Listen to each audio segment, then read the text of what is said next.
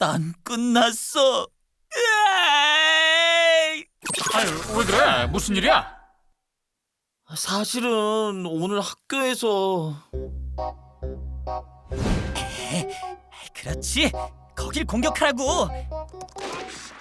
잘 좀 하라니까. 이번 판만 이기면 승급이라고. 이 시베리안 허스키들아. 하나 남았다.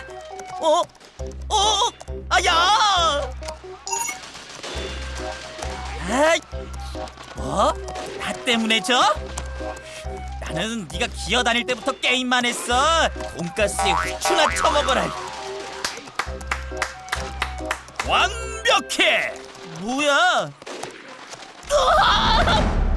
욕의 속도, 강도, 다양함까지 완전 퍼펙트! 일찍 왔다고 게임 한 판만 한다더니 약속 시간 어기는 것도 싫지만 욕하는 건 더 최악이야. 얘들아, 그게 아니라 어머, 이름은 마루고 말은 완전 바닥이네. 그럼 마루바닥? 마루바닥?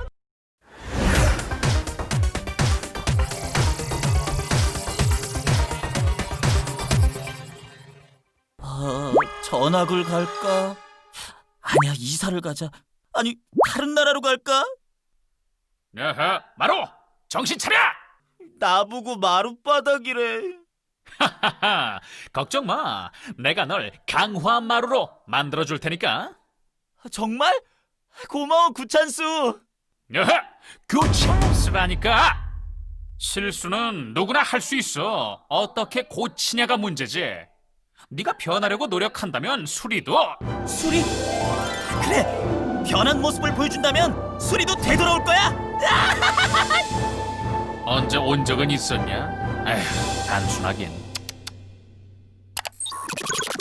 게임이나 스마트폰 없이는 견디지 못하는 상태를 게임 중독, 그리고 스마트폰 중독이라고 해. 게임을 너무 오래 해서 항상 밤에 늦게 자고 학교 지각 경우도 많았어요. 밥 먹을 때도 스마트폰이 없으면 불안해요. 이렇게 자기 생활에 방해를 줄 정도라면 중독이 아닐까 의심해보는 게 좋아. 자신을 돌아보고 고치려는 마음이 중요하지. 스마트폰 중독은 건강에 영향을 주기도 하는데, 스마트폰을 너무 오랫동안 내려다보다 보면 목이 거북처럼 꺾여서 아프거나 심하면 머리도 아플 수 있어. 그리고 스마트폰을 집중해서 보면 눈을 덜 깜빡이게 되는데, 잘못하면 눈물이 말라서 시력이 떨어질 수도 있대. 게임 중독으로 인한 사건으로 경찰서에 간 경우도 있는데, 어떤 사건인지 살펴볼까? 게임 중독 증세가 심했던 20대 남자가 다른 사람의 휴대폰을 빌려서 게임 아이템을 결제하다가 잡힌 사건이야. 전에도 남의 주민등록증으로 휴대폰 가입 후 게임 아이템을 사다가 걸렸을 정도였다고 해. 사실 게임을 하거나 스마트폰을 보는 것이 나쁜 게 아니야. 다만 너무 중독되면 평소 생활에 큰 방해가 될 수도 있으니까 시간을 정해놓고 적당하게 하는 습관이 필요하다는 거지. 앞으로 적당히 하는 습관을 들여야겠다. 그것보다 사실 더 큰 문제가 있어. 뭔데? 아까 마루 너 게임 상대방에게 채팅으로 욕도 했지? 화가 나서 그만. 보이진 않지만 사이버 세상에서도 지켜야 할 윤리가 있어. 사이버 공간은 인터넷을 통해 서로 연결되기 때문에 상대에게 지켜야 할 윤리를 무시하기도 해. 모니터 너머에 나와 같은 사람이 있다는 것을 깜빡하는 거지. 그러다 보면 여러 가지 사이버 범죄를 저지르기도 하는데, 혹시 사이버 범죄라는 말 들어봤니? 사이버 범죄? 그게 뭐야? 사이버 범죄란 컴퓨터 인터넷 공간에서 저지르는 범죄를 뜻해. 과연 어떤 사건들이 경찰서에 신고되는지 한번 알아볼까? 먼저 인터넷 중고거래 사이트에 가짜로 물건을 올려서 사람들을 속이고 돈을 가로챈 사건들이 많이 있었어. 나쁘게 번 돈을 범인들이 마구 쓰는 동안에도 속아서 돈을 보낸 사람들은 많이 힘들었다고 해. 이번엔 다른 경우를 살펴볼까? 혹시 악플 때문에 상처받고 힘들어한다는 연예인 얘기 들어봤니? SNS에 남겨진 악플 때문에 결국 SNS를 닫아버렸다고 하던데. 심한 악플도 사이버 범죄에 해당되기 때문에 악플을 받은 당사자가 경찰서에 신고하면 처벌을 받을 수도 있다고. 단지 글 몇 자만 적었다고 해도 그것이 상대에게 큰 상처를 줬다면 경찰서까지 갈 수도 있다는 걸 알아야 해. 생각만 해도 정말 조심해야지. 단지 벌을 받기 때문에 하면 안 되는 걸까? 이런 경우도 있어. 친구들끼리 짜고 단체 채팅방에 한 명을 초대한 후 왕따를 시킨 거야.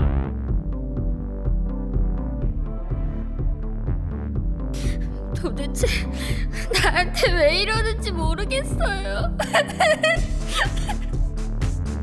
사이버 공간에서 벌어지는 왕따 역시 큰 상처를 주게 돼. 왕따로 인한 고통이 어느 정도인지 들어볼래? 그 아플 때 여러분의 뇌에서 어떤 부분에서 막 활성화되냐면 배측 전대상 피질이라는 부분에서 막 활성화돼요. 근데 놀랍게도 피가 난 것도 아니에요. 누구한테 찔린 것도 아닌데 그냥 뭔가 기분이 나빠요. 얹잖아요.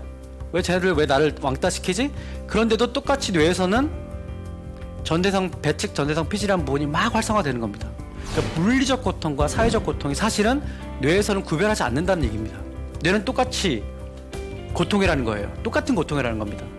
그래서 여러분 왕따를 시키면, 여러분 누군가를 소외시키면 그거는 사실은 그 사람을 칼로 찔른 거랑 똑같다는 겁니다. 그게 은유적으로 얘기한 게 아니라 비유적으로 얘기한 게 아니라 말 그대로, 문자 그대로 여러분 그 사람들에게 물리적인 고통을 주는 겁니다.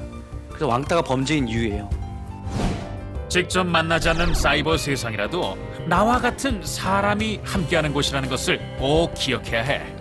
상대도 또 나도 상처를 받을 수 있는 한 명의 사람이기 때문에 사이버 윤리가 필요한 거야. 그래, 게임하다 다퉜던 사람에게 미안하다고 쪽지를 보내야겠어. 아까 욕해서 미안합니다. 보내기 클릭. 이제 난 달라졌어. 난 사이버 세상의 천사. 수리가 보면 좋아하겠지? 아휴, 이게 뭐래냐. 벌써 답장이 오다니 내 진심이 통했나봐. 이 네 가지 없는 개나리 십장생 신발 세 켤레야?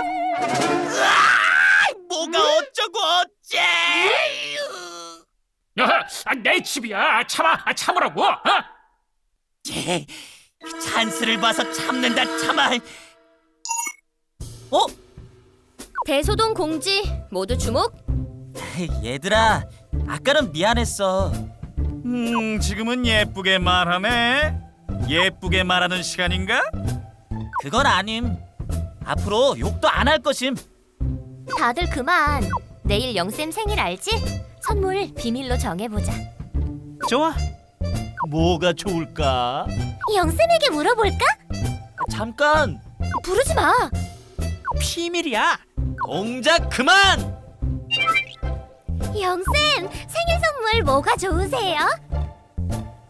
눈치 없긴. 잉?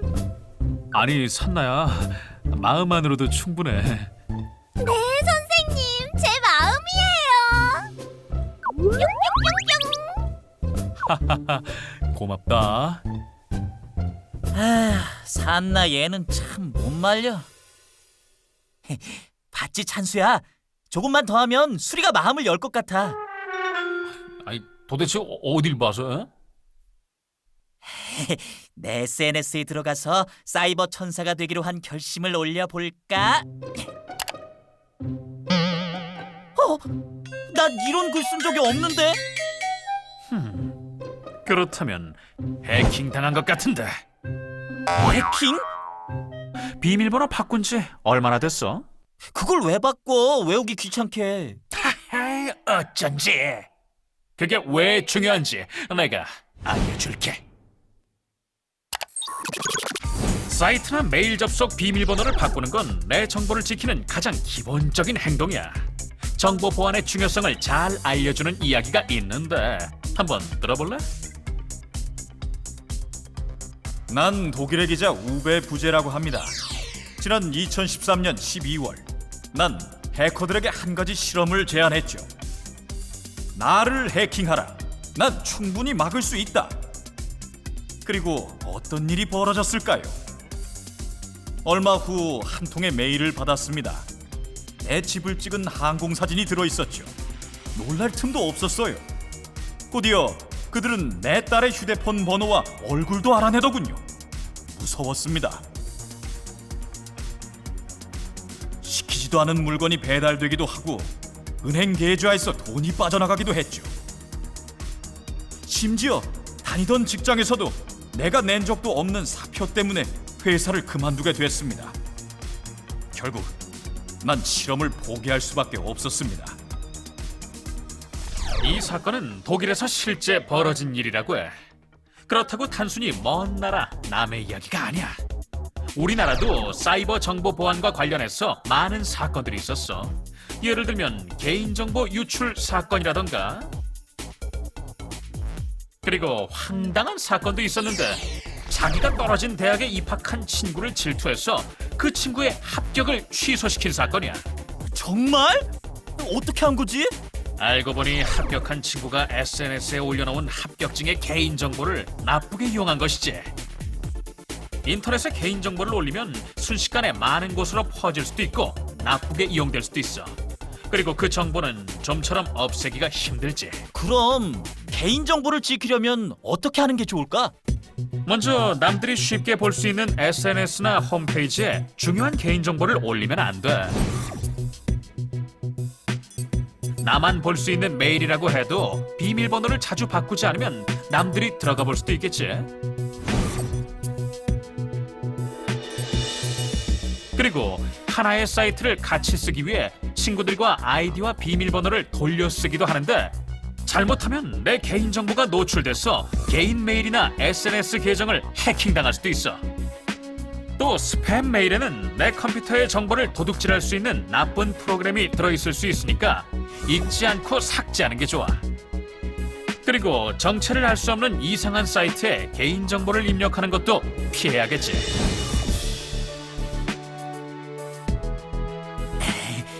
휴대폰에 개인정보를 담는 것도 위험하겠지? 맞아. 휴대폰을 잃어버릴 수도 있으니까. 그리고 만약 피해를 입었다면 부모님과 상의해서 관계기관에 신고하는 것이 좋아. 내 정보를 소중히 하고 잘 지키는 것. 그것이 바로 정보 보안의 첫걸음이라고. 알았지?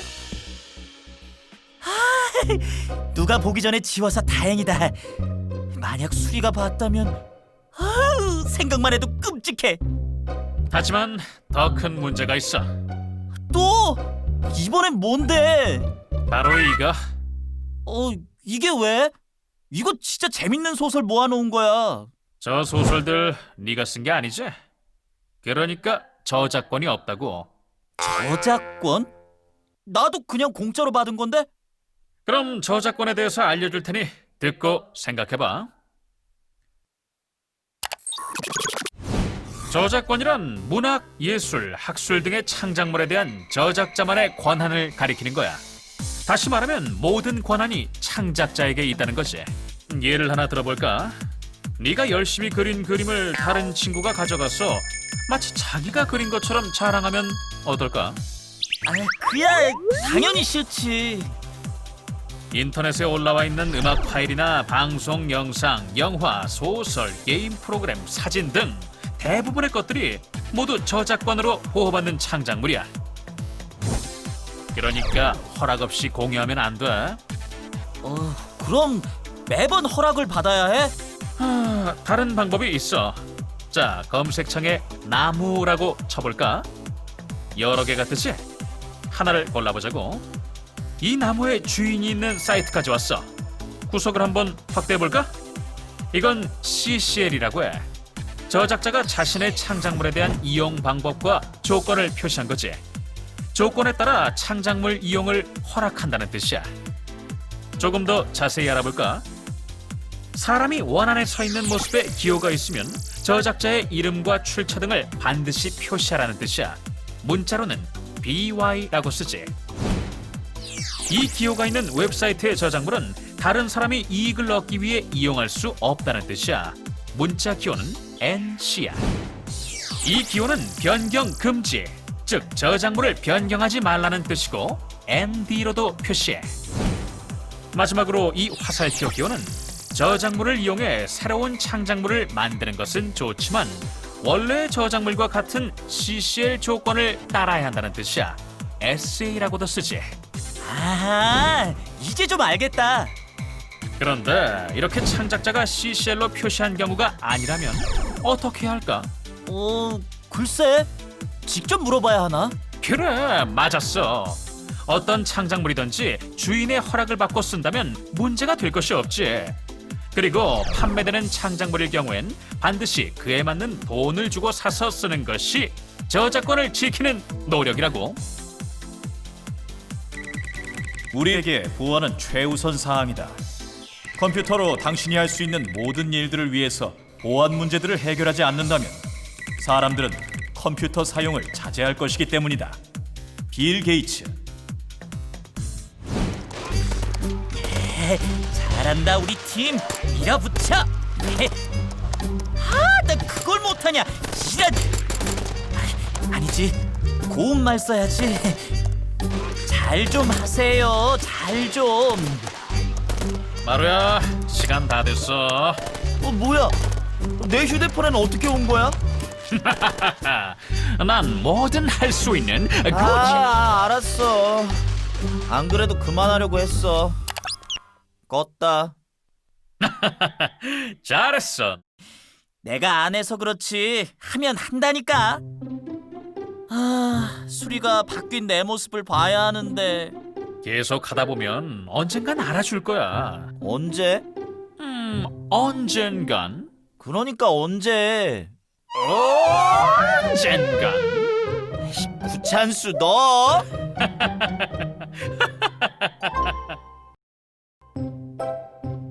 강마루, 앞으로 지켜보겠어.